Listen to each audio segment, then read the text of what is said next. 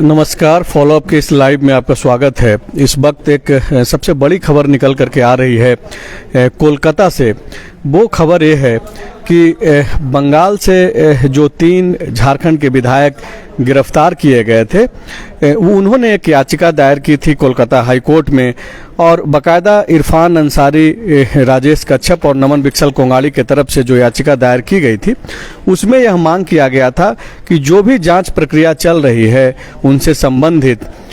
उससे हटा करके सीबीआई या फिर दूसरे किसी स्वतंत्र जांच एजेंसी से इसकी जांच कराई जाए।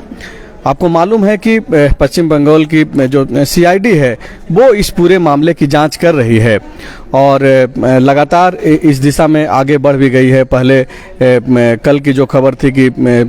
सीआईडी दिल्ली गई और वहाँ पे जिन लोगों से इरफान अंसारी, राजेश कच्छप और नमन विकसल कोंगाड़ी संपर्क में थे, जिन लोगों के माध्यम से वो लोग मुलाकात कर रहे थे बीजेपी के नेताओं से, उन तक पहुंचने की कोशिश जो है पश्चिम बंगाल की सीआईडी पुलिस ने कल की, लेकिन उस सीआईडी को रोका गया। दिल्ली पुलिस ने उन लोगों को इजाज़त नहीं दी और ये मामला जो है बहुत आगे बढ़ गया। लेकिन अभी की जो खबर है और काफ़ी बड़ी खबर है, और वो ये है कि इरफान अंसारी, राजेश कच्छप और नमन विकसल कोंगाड़ी को राहत नहीं मिलने जा रहा है। वो 2 दिन पहले ही जो है यह मांग कर रहे थे कि जिस तरीके से पश्चिम बंगाल सरकार ने इस पूरे मसले को सीआईडी के हवाले कर दिया है, उससे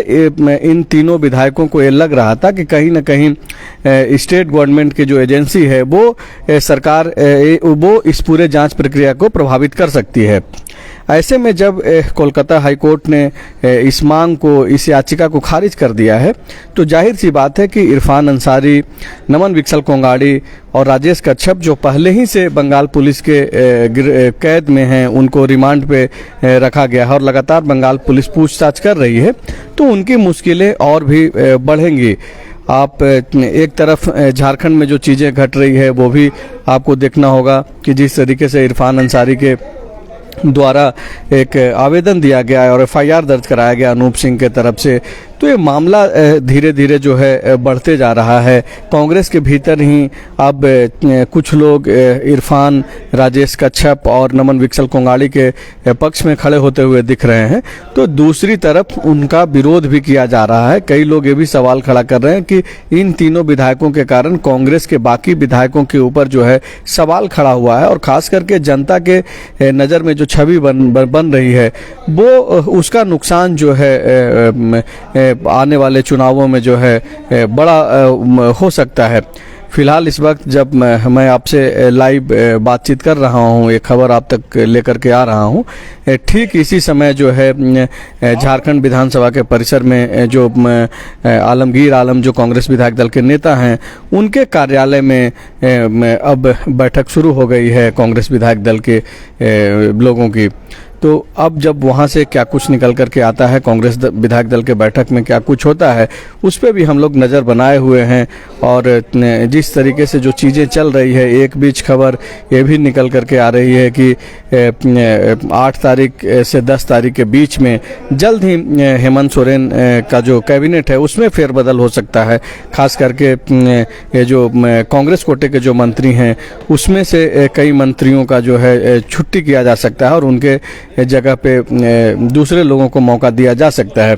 इस तरह की खबरें पहले भी चलते रहती थी, लेकिन अब जबकि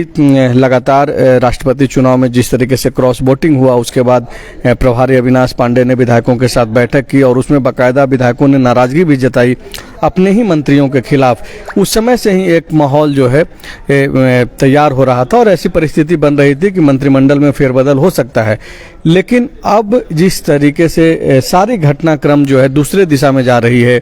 लगातार सत्ता पक्ष के लोग यह आरोप लगा रहे हैं कि इन 3 विधायकों के पास से, जिनके पास से तकरीबन 49 लाख रुपए की नकदी की बरामदगी हुई, वो कहीं न कहीं हेमंत सोरेन की जो सरकार चल रही है उसको अपदस्थ करने की जो पूरी प्रक्रिया थी उसमें शामिल थे। आप हेमंत विश्वा शर्मा का भी नाम इसमें आया और अभी पूरा का पूरा जो मामला है वो जांच के दौर से गुजर रहा है। लेकिन झारखंड की राजनीति पल पल बदल रही है। मानसून सत्र है जो सदन की कार्रवाई को देखते रहते हैं, झारखंड की राजनीति को समझते हैं, उनको मालूम होगा कि 5 अगस्त तक यानी कि कल शुक्रवार तक जो है आहूत थी, लेकिन एक दिन पहले ही उसको भी अनिश्चितकाल के लिए उसको स्थगित कर दिया गया है। और इस संबंध में जब हम लोगों ने और बाकी मीडिया के साथियों ने जो सरयू राय जो काफ़ी वरिष्ठ विधायक हैं, पूर्व मंत्री रहे हैं, उन्होंने कहा कि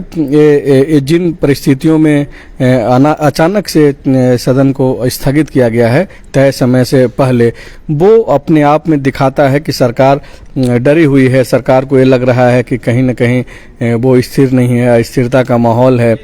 तो बगैर ठोस रीजन के जो सदन को स्थगित किया गया है वो भी एक अब दूसरे तरीके से जनता की नज़रों में है, जनता किस तरीके से देखती है। चूँकि लोकतंत्र में आपको मालूम है कि सारा कुछ जो है जनता के बीच से ही तय होना है। अब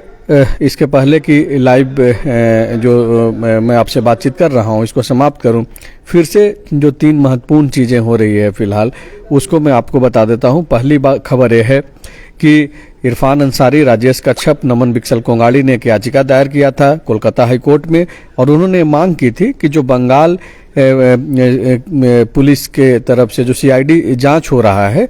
उनके मामले में, उसके जगह पे सीबीआई या फिर स्वतंत्र एजेंसी से कराई जाए। इस मांग को कोलकाता हाई कोर्ट ने खारिज कर दिया है। दूसरी खबर यह है कि कांग्रेस विधायक दल के नेताओं की बैठक चल रही है। तीसरी खबर यह है कि एक दिन पहले ही मानसून सत्र को जो है अनिश्चितकाल के लिए स्थगित कर दिया गया है। आगे इस तरीके की कोई भी अपडेट जब आएगी तो फिर से मैं आपके पास आऊँगा नई खबर के साथ। शुक्रिया।